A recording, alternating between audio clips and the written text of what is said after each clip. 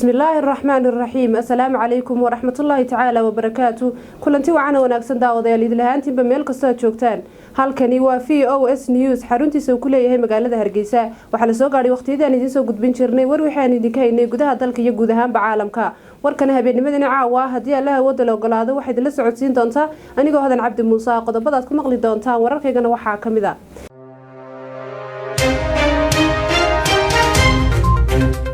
madaxweynaha jamhuuriyadda Soomaaliland mudane Muuse Biixi Cabdi oo booqasho kadis ah ku tagay isbitaalka guud ee magaalada Hargeysa habeennimadii xalay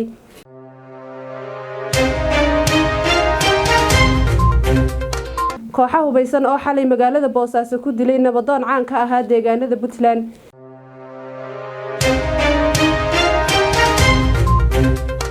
ciidamada ammaanka ee magaalada Guriceel ee gobolka Galgaduud ayaa howlgallo ay wadeen ku soo qabtay lacaga been abuur ah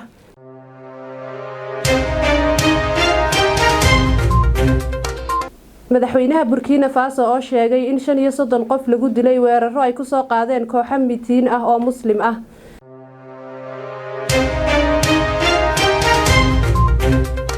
madaxweynaha dalka Brazil oo xasuustii ka luntay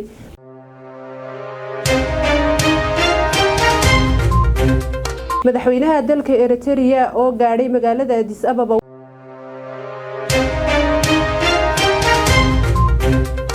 shacabka ku dhaqan magaalada Hargeysa sidee ayay u arkaan kulankii madaxweynaha jamhuuriyadda Soomaaliland mudane Muuse Biixi Cabdi iyo gudoomiyaasha xisbiyada mucaaradka